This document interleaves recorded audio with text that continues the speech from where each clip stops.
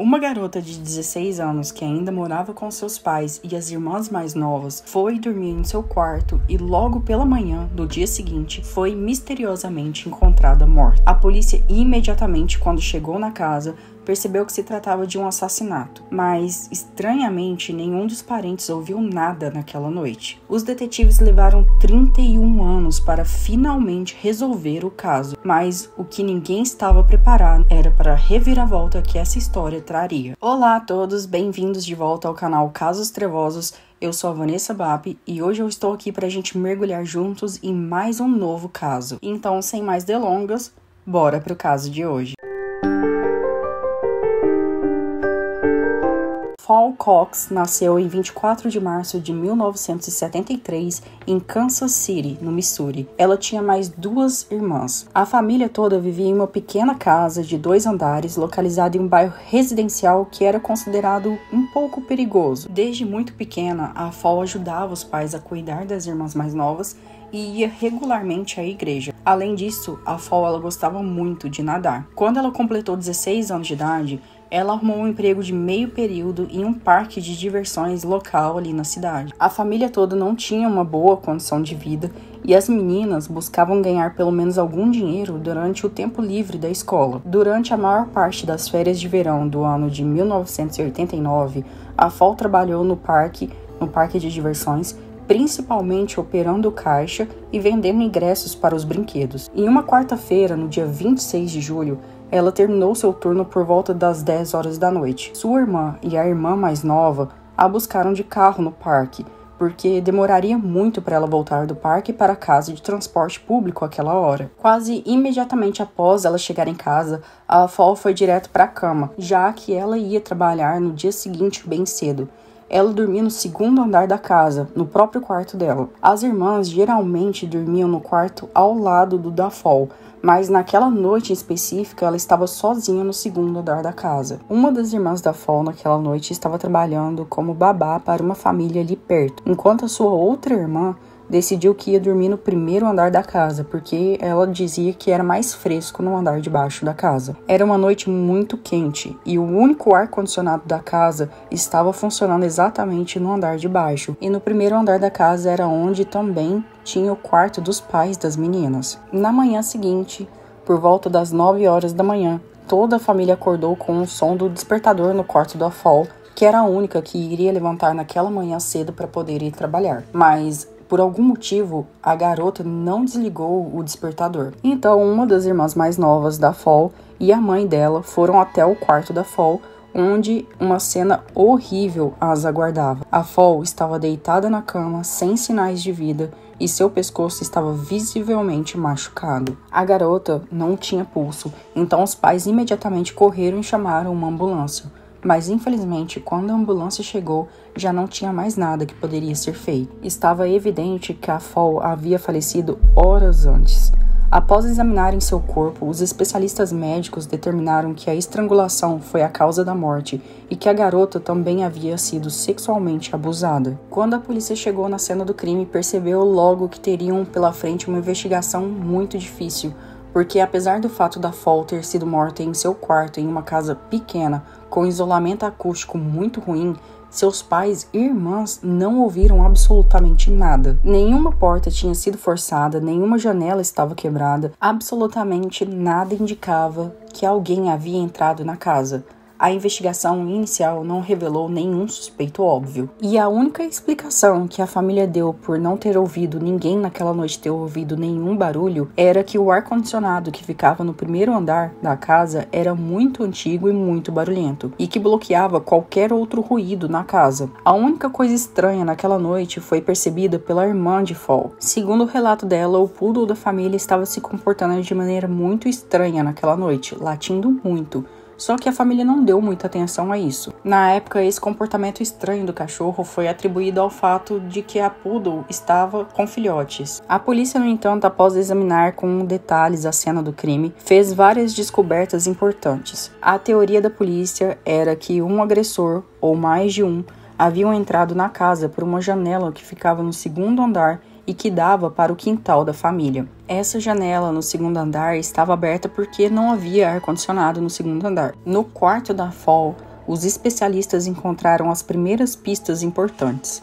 Alguns pelos curtos, pequenas manchas de sangue e vestígios de sêmen foram encontrados no lençol da cama da Fall. Tudo isso foi enviado para análise no laboratório. Além disso, vários itens estavam faltando na casa, entre eles um rádio e um console Nintendo, além de um gravador. Alguns outros objetos foram encontrados no chão em frente à casa, dando a impressão de que foram abandonados às pressas, como se o ladrão os tivesse jogado pela janela para levá-los consigo, mas por algum motivo, como pressa, acabou deixando eles para trás. Os detetives também descobriram que vários itens haviam sido removidos de um armário em um cômodo adjacente no segundo andar. Eles acreditavam que o criminoso estava se escondendo naquele armário enquanto esperava todos na casa irem dormir. Normalmente, a irmã de Fall dormia naquele quarto, mas não naquela noite. Por isso, ninguém teria notado os itens que estavam em exposição jogados pela casa. A polícia também descobriu uma pista estranha, que era um boné militar antigo que foi encontrado jogado no quarto da Fall. Todos os parentes dela disseram que nunca tinham visto a Fall usando aquele boné. E então, por isso, os detetives assumiram que o assassino poderia ter esquecido aquele boné na cena do crime. Apesar da impressionante variedade de evidências deixadas na cena do crime, a polícia não conseguiu identificar os suspeitos. O problema era que em 1989, a tecnologia de análise de DNA ainda estava pouco desenvolvida e não havia um banco de dados genéticos como se tem hoje em dia. Segundo o detetive responsável por esse caso, o crime pode ter sido cometido por um ou vários agressores, e eles provavelmente conheciam bem a casa, porque não apenas sabiam como chegar no segundo andar através do quintal na total escuridão, mas eles também deveriam conhecer a disposição dos cômodos dentro da casa. O próximo passo para a polícia, então, foi procurar por testemunhas. Eles entrevistaram vizinhos, amigos e os parentes da Fall, mas todos foram inconclusivos. Os detetives tinham um problema grave diante deles. O bairro onde a casa estava localizada era considerado muito pobre e criminalmente perigoso, conhecido por ter várias gangues criminosas que trabalhavam e atuavam lá. Seus participantes, inclusive, eram bastante difíceis de se levar à justiça. Depois de um mês após o assassinato da Fall, o caso finalmente começou a avançar. A polícia tinha uma testemunha que apontou para 3 suspeitos. A testemunha sabia de vários detalhes importantes que a polícia nunca tinha divulgado. Então a história foi realmente levada a sério. Os suspeitos eram 3 adolescentes, um dos quais estava na mesma classe na escola que a Fall. Eles foram presos e interrogados, mas os garotos negaram qualquer envolvimento no assassinato. Mesmo os suspeitos negando participação ou qualquer tipo de envolvimento no crime, a polícia fez buscas nas casas dos suspeitos e a polícia encontrou itens roubados no quarto da vítima. Isso foi suficiente para acusar os 3 adolescentes de assassinato. Porém, segundo o resultado da análise de DNA do sangue, do cabelo e do sêmen encontrados na cena do crime, não mostrou uma correspondência positiva com as amostras dos 3 suspeitos. Naquela época, os especialistas ainda não conseguiam estabelecer uma correspondência exata das amostras, e todos os testes mostravam resultados que eram considerados questionáveis.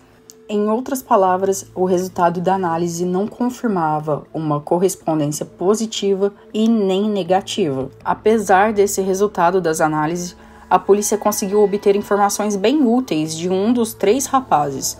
Durante um dos interrogatórios, um dos adolescentes confessou que realmente havia invadido a casa da Fall naquela noite e que ele estava sim na companhia dos outros 2 adolescentes. E ainda disse que eles realmente haviam roubado algumas coisas. Ele também descreveu como conseguiu chegar no segundo andar da casa. Inclusive contou detalhes do que teria acontecido naquela noite em que o crime aconteceu. Ele contou até que no dia do crime, ele jogou um dos itens que estava sendo roubado pela janela do segundo andar e que depois ele teria escondido esse item embaixo de uma moita que ficava justamente ali no quintal da família. E a polícia foi lá conferir e encontrou esse item exatamente naquele local que o suspeito descreveu. No entanto, Esse mesmo jovem rapidamente retirou sua declaração e não cooperou mais com a investigação a partir daí. Por conta disso, a polícia teve que soltar os 3 adolescentes e a investigação voltou a ficar paralisada. Tudo o que aconteceu nos meses seguintes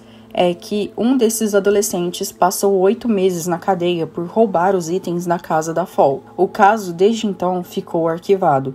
A polícia não reabriu a investigação até o início dos anos 2000. E a primeira coisa que fizeram ao reabrir o caso foi enviar as amostras de DNA da cena do crime para o banco de dados. Esse banco de dados havia sido criado vários anos antes e continha amostras de DNA de pessoas acusadas de crimes graves. Infelizmente, não foi encontrada nenhuma correspondência positiva para o caso da Fall. A criação desse banco de dados foi resultado de um dos grandes avanços científicos no estudo de DNA e também permitiu que a polícia coletasse novamente amostras de DNA dos 3 suspeitos originais e realizasse testes mais avançados. Dessa vez, segundo o resultado das análises de DNA, os especialistas determinaram que o cabelo, o sêmen e o sangue que foi encontrado na cena do crime da Fall não pertencia a nenhum dos 3 jovens. Isso foi bastante estranho, já que os suspeitos foram encontrados na época em posse dos pertences que foram roubados no quarto da Fall. Os detetives especularam que os 3 rapazes realmente roubaram a casa dela aquela noite, mas que havia um outro homem com eles. E essa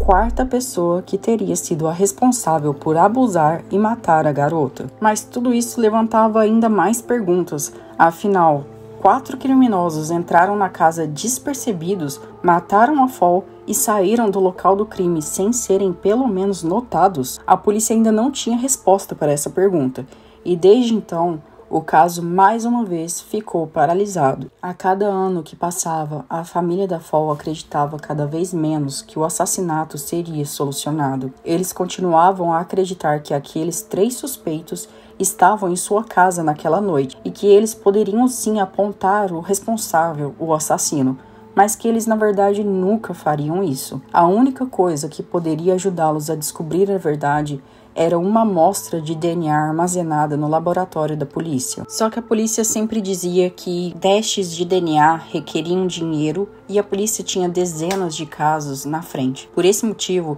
os parentes foram deixados esperando sua vez pelo financiamento desses testes. Mas um dia, cansados de esperar, eles decidiram tomar a iniciativa e lançaram uma campanha de arrecadação de fundos em 2019. A família logo arrecadou a quantia necessária para fazer os exames, mas mesmo assim, eles ficaram muito decepcionados, porque o departamento de polícia se recusou a usar o dinheiro dos parentes da vítima para realizar os exames. Isso tudo porque se eles aceitassem esse dinheiro para poder acelerar esses testes e acabar acelerando o processo de investigação, isso criaria um precedente que seria ruim para a polícia, já que seria de interesse para todas as famílias arrecadarem dinheiro e tentar acelerar o processo de investigação. Porém, os parentes da Fall acreditavam que a polícia não tinha pressa em prosseguir com o caso por um outro motivo. Afinal, eles eram uma família pobre de um bairro ruim e os assassinatos não eram uma prioridade para os investigadores de lá. Em uma entrevista, uma das irmãs da Fall disse que se fosse o assassinato de uma família rica ou de pessoas de alto escalão, todas as investigações necessárias teriam sido feitas instantaneamente. Infelizmente, elas nunca conseguiram acelerar o processo, e só no final de 2020 que ocorreu a tão esperada descoberta. E a família definitivamente não estava preparada para esse tipo de verdade. Graças ao financiamento cedido pelo FBI, a polícia enviou amostras do quarto da Fall para um laboratório, onde iniciaram uma análise detalhada do DNA e uma busca por possíveis parentes. A amostra do sêmen encontrada na cena do crime revelou em novembro de 2020, finalmente, quem era o responsável pelo crime. E aquele DNA pertencia ao primo de Fall, chamado Donald Cox. Claro que essa notícia chocou toda a família, já que na época da morte da Fall, o Donald tinha apenas 21 anos e ninguém havia sequer considerado sua possível participação no crime. Mesmo que o Donald fosse um homem problemático já naquela época